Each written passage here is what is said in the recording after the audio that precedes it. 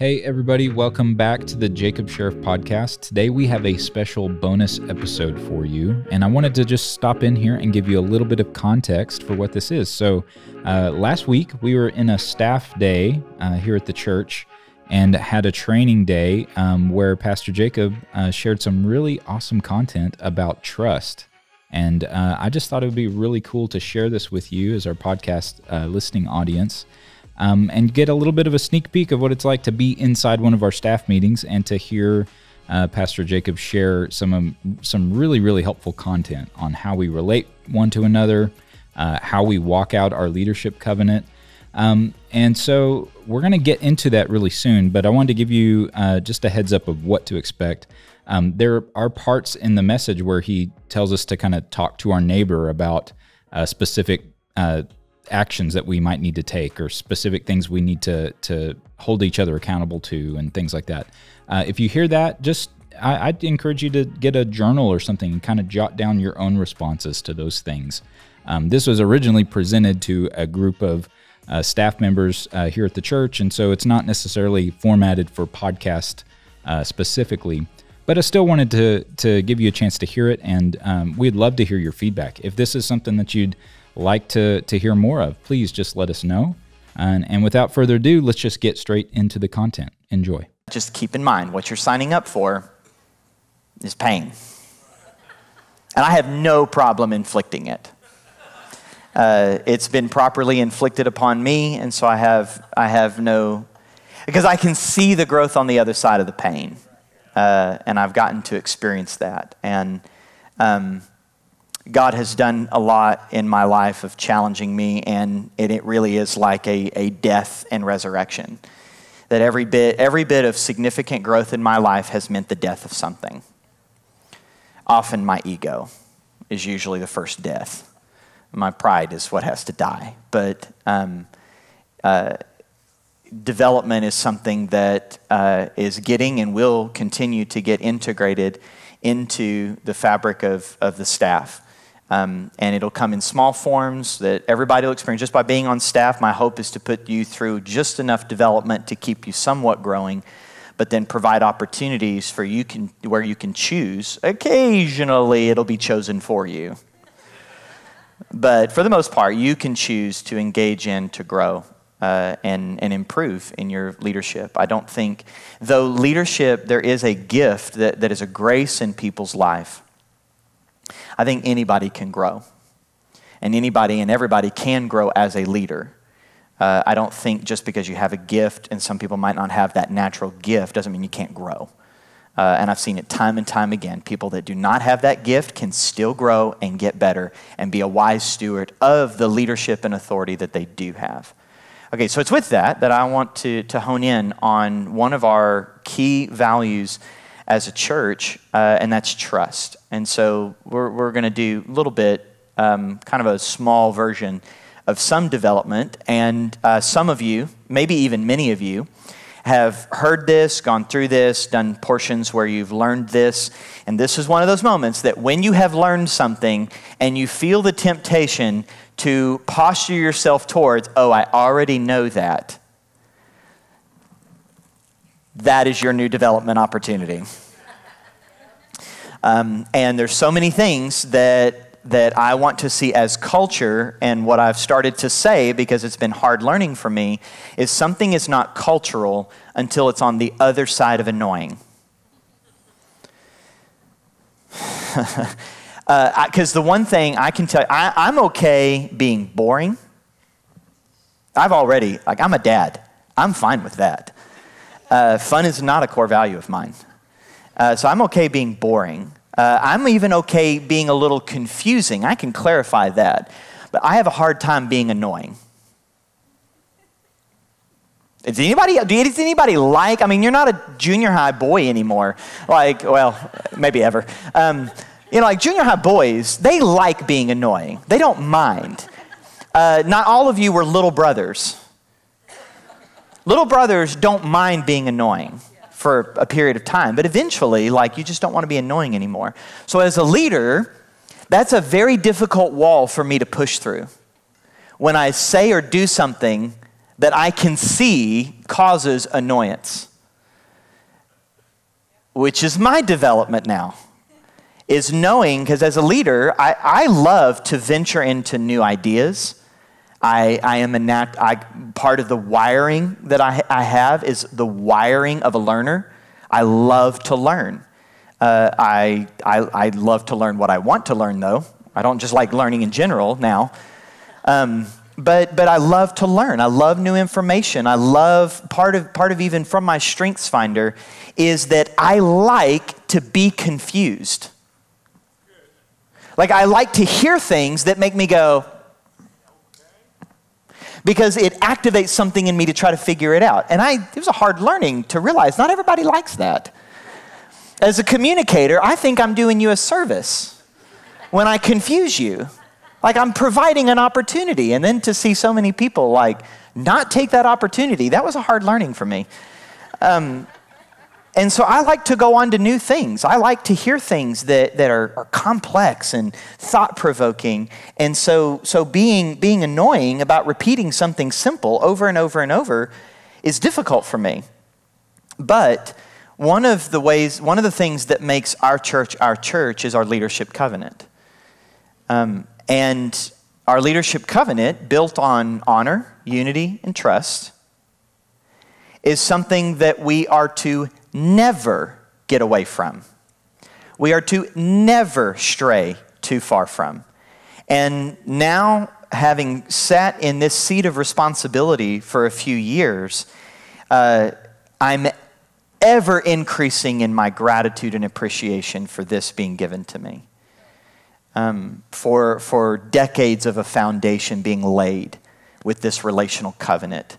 That truly is what I knew sort of as like, okay, yeah, I believe this is the secret sauce of Victory Life. I see now nearly on a weekly basis how truly this is like the spinal cord that keeps the nervous system of this ministry together. And then I feel the weight of, then it's my responsibility to ensure we never get too far away from it. It never gets out of our common vernacular. It stays consistently at the forefront of our mind, and then in the forefront of our mind, it gets into our natural behaviors. Because there's not too many people in this room that were here 20 plus years ago.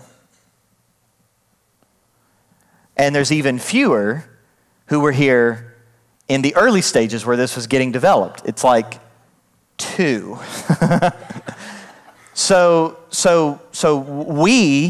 we did not go through the early stages of pain, that paying the price of pain came to this covenant.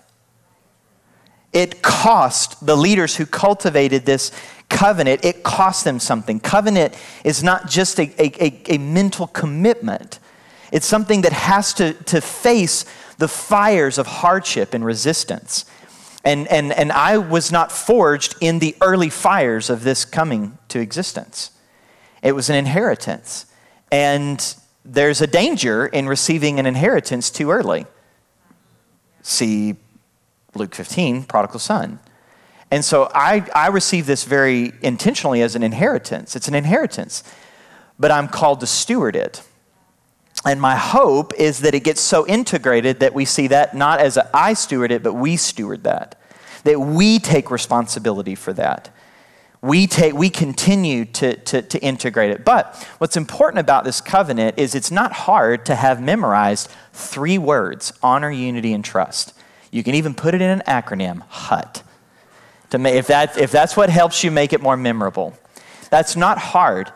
But something that I found, I was reteaching this to a group of people and went back over the individual commitments that follow each one.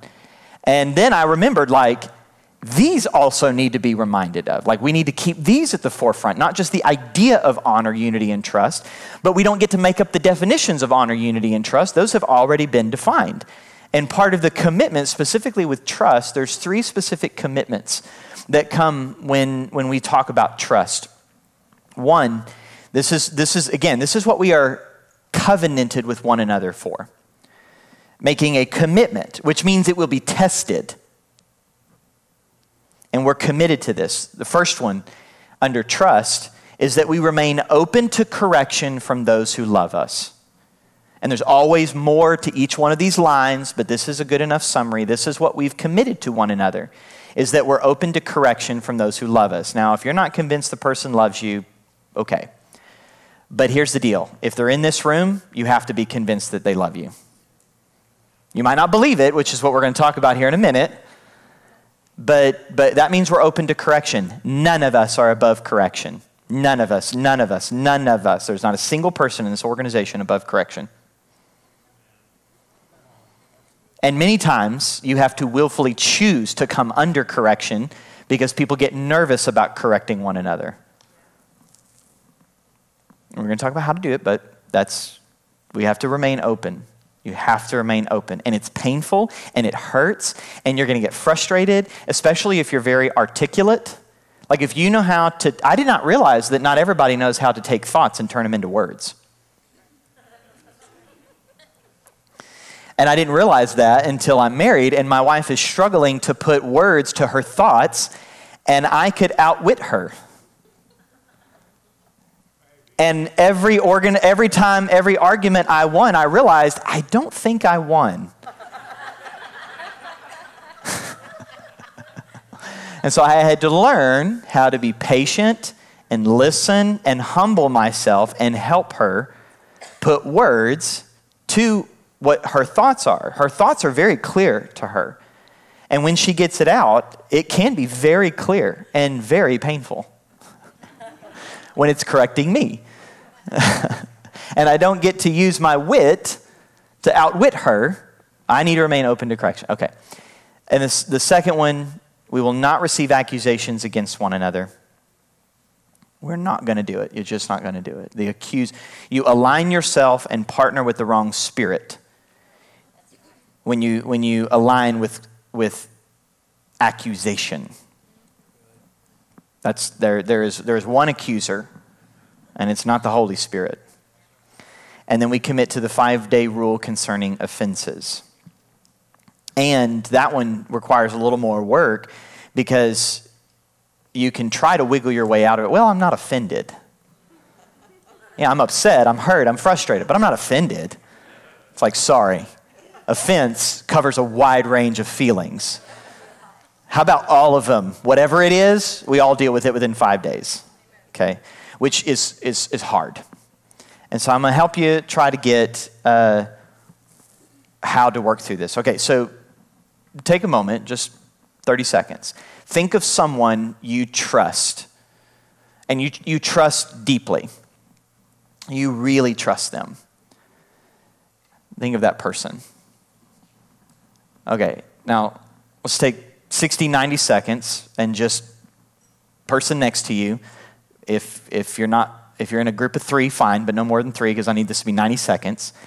And just what makes you trust that person?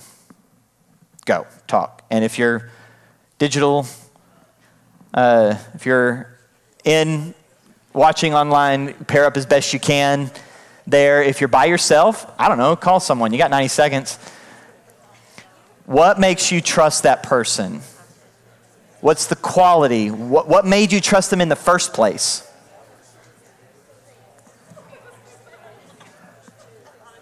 If you trust the person you're talking to, look them in the eye and tell them, this is why I trust you. It'll go a long way. Build the bond of that relationship. Just trying to help you out, Colton.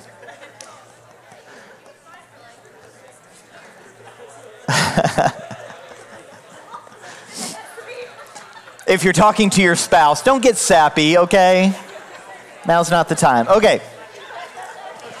All right, I need you to popcorn in a little bit. What's a couple things that you heard? Anybody? What? Relationship. Honesty. Safety. What? Non-judgment. That's safety. Good. I like those. What? Sorry, Josh, hang on. Good reputation. Jordan? Character. Anything else? What else besides those things? Consistency. Focus? Do you mean like in the conversation focus or just they're a focused person? Because I like focus, but I want to hear what you mean by focus. She, thank you for being specific. In general, women are far more trustworthy than men. That's so true. It's like focus on mission, that you trust that they will remain excellent. Okay. So here's the reality about trust, and this is why this covenant is so important to us. It's not just a general idea that is good, it's something we're committed to. It's one thing if I'm communicating to a group of people that they want to just get better at relationships, and so we're going to talk about trust, but it's not a core value to them. This is a core value. Like, this hits to the core of who we are, so we're committed to this. And the reality is that organizations this ministry moves at the speed of people and relationships, not projects, not our mission, not our task list. It moves at the speed of people and relationships. And all relationships, 100%, they are only as strong as the trust between people. That is it.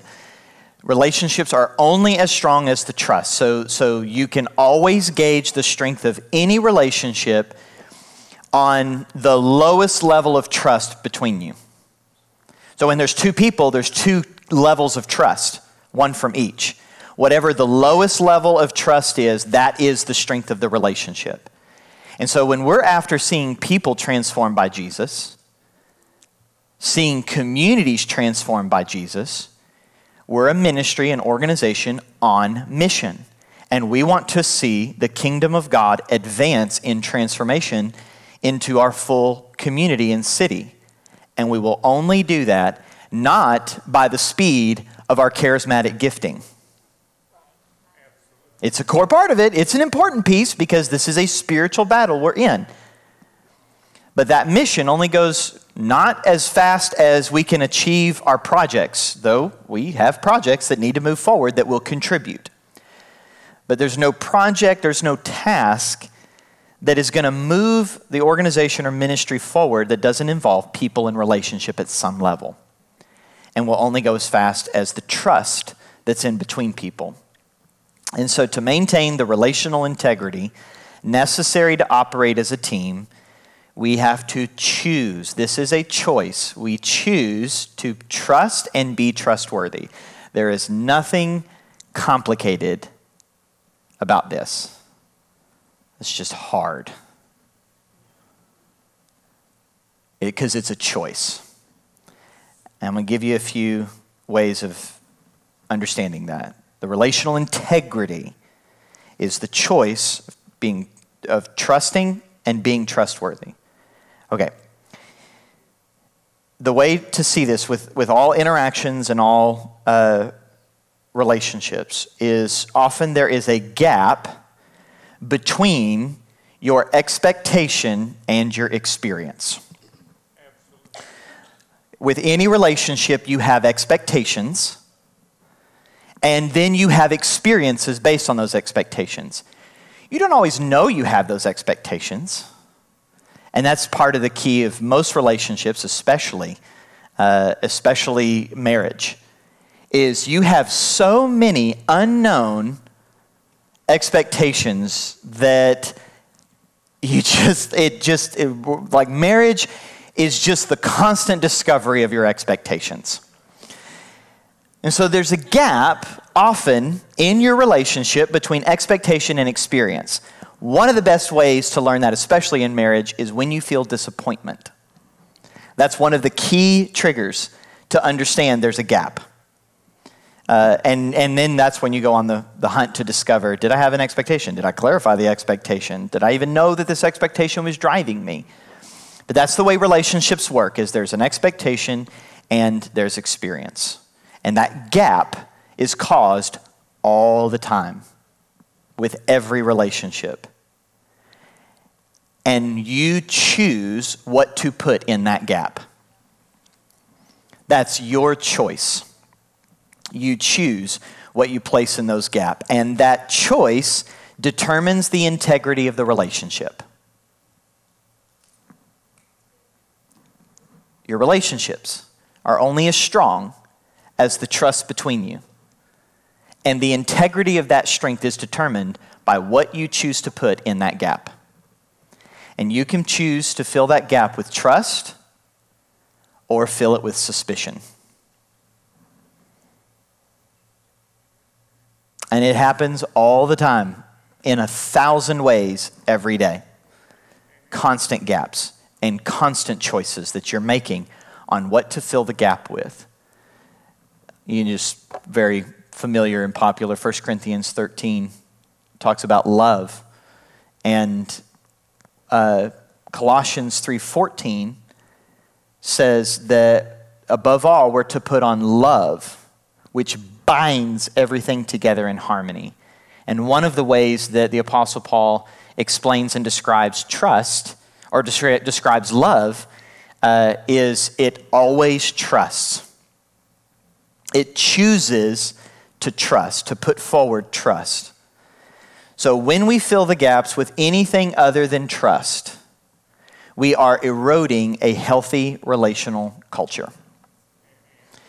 When you choose to put anything, and I would imagine that like you immediately would want to go, but what about, then how can we, stick with me, just know that when you choose to put, because the gaps are going to be created, you're going to create gaps and people will create gaps for you. And you're going to make the choice as to what to put in that gap.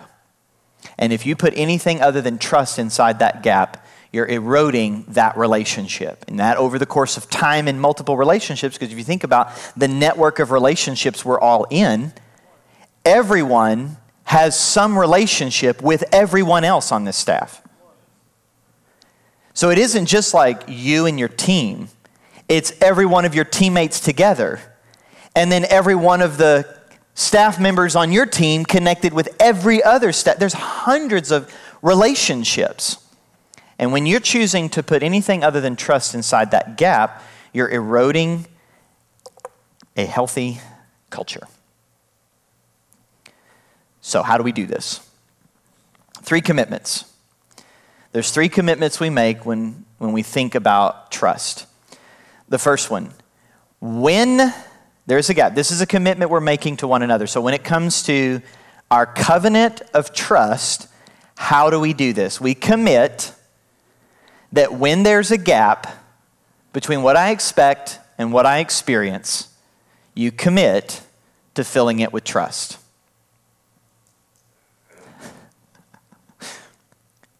Number 2, when I observe other people filling the gap with suspicion, I commit to come to your defense. How are we going to maintain our covenant of trust? We're going to choose to fill the gaps with trust, and when we see someone else filling it with suspicion, we're going to come to their defense. And then number 3, if what I experience begins to erode my trust, I commit to come to you directly about it. That's where rubber meets the road. Because you're going to feel suspicion, and then you're going to feel like you're not going to be able to deal with it, and so you would choose to harbor suspicion, then go through the discomfort of addressing it. Now, some people have a natural wiring to want to do this and bring resolution. That's not very common, though. Most people would rather just have these feelings and then hide them. But choosing to harbor suspicion is eroding the relationship. And so when you have that feeling of suspicion, we need to commit to one another to go directly, not gossip about it. Come directly to each other about it. Okay, same pairs, quick discussion. All right, which one of those is difficult for you? Get back in your pairs. Pairs. P-A-I-R-S, not P-E-A-R-S. Pairs. Which one's hard? Are you naturally a trusting person? Or are you naturally a suspicious person? Do you have experience in addressing gaps? Or do you tend to shy away from addressing the gaps? All right. So the reality is, harboring suspicion and mistrust, it's not just a covenant violation. It's also poisoning the culture of healthy relationships. So when we talk about like, that's a toxic person or that's a toxic culture, if we try to trace what's the root of a toxic culture, it's going to come down to how we think about each other. And then what we choose to do based on what we think. If I'm harboring suspicion, that will begin to guide my behaviors and words towards another person. And if you keep harboring that, then that's going to make how you navigate the complexity of the network of relationships you live in. And it'll make you navigate it with toxicity. And we have to be committed to addressing that. And you have to get good. And I'm telling you, if you'll address it quickly and early, it's way better. It does not get better by hiding it or shoving it under the rug, okay? I don't know about you Enneagram 9s that just want to keep peace and harmony, but I'm telling you, just from really hard learning, sweeping it under the rug and just stomaching it is not making it better, okay? And we got to have healthy relationships. It's what we're covenanted with one another about. Okay, so not just trusting, but here's then now the other level of personal responsibility that we have to take, being trustworthy. You have to be trustworthy. You have to be... Now, being trustworthy does not mean the equivalent of being flawless in character or performance. Being trustworthy does not mean being perfect or flawless. It means, hint, hint, to be worthy of trust. Not incredibly complicated.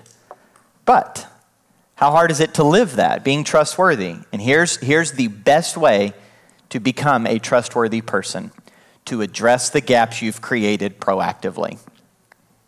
You're going to create a gap.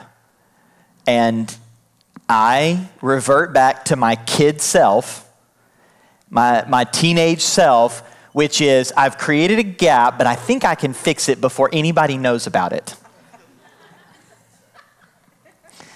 And so I find myself exerting a lot of energy to try to avoid getting caught before I fix the gap.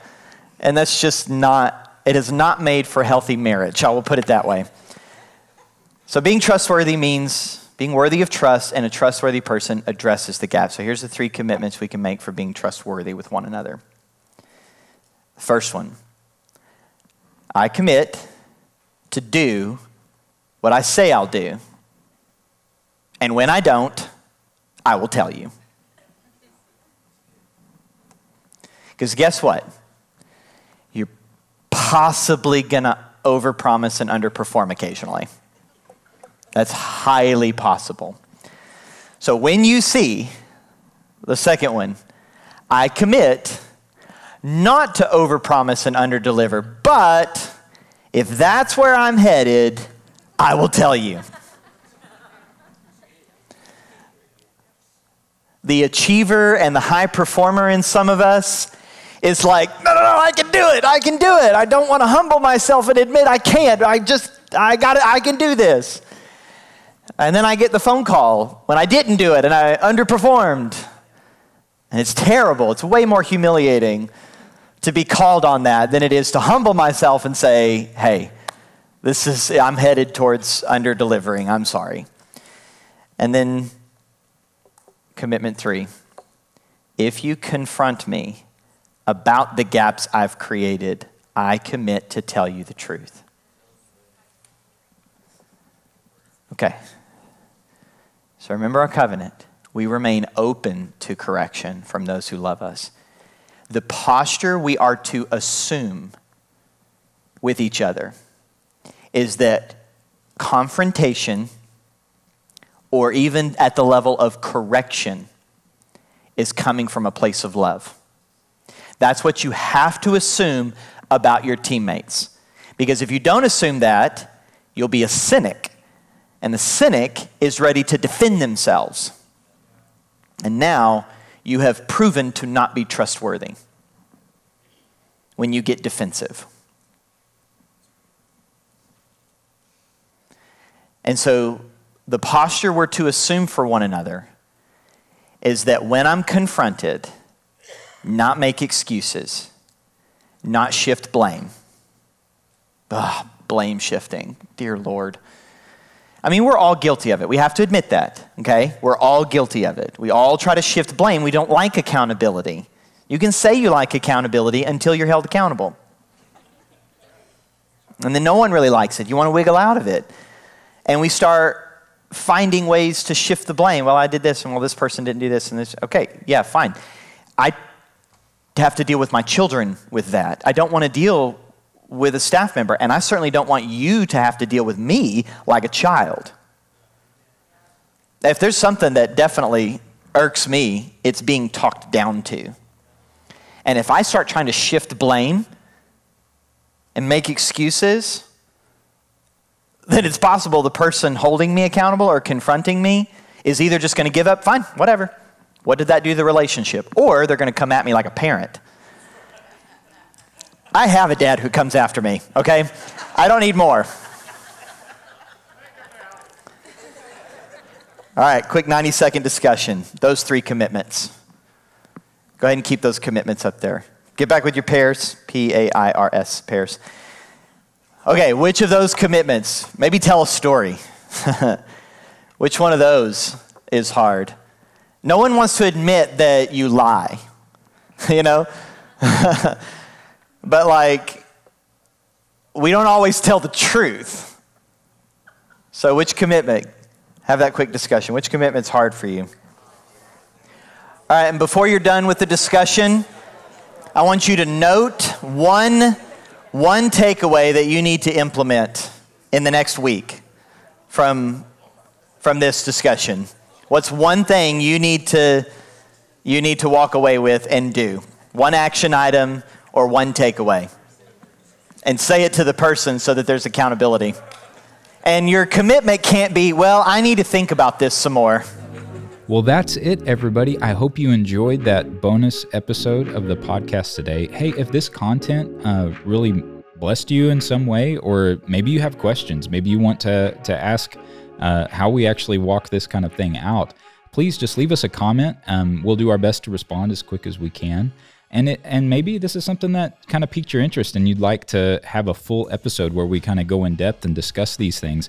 Let us know. We won't know if you want to hear that. If you don't, let us know by typing a comment or leaving a review or something like that. So before I let you go, just a reminder to subscribe to our podcast. If you haven't already, subscribe to the YouTube channel and help us reach more people by sharing this around to somebody that you think might benefit from it. Maybe share it to your boss. Maybe your boss will find this content helpful or interesting. Just want to say thank you again for listening, and we'll catch you on the next episode.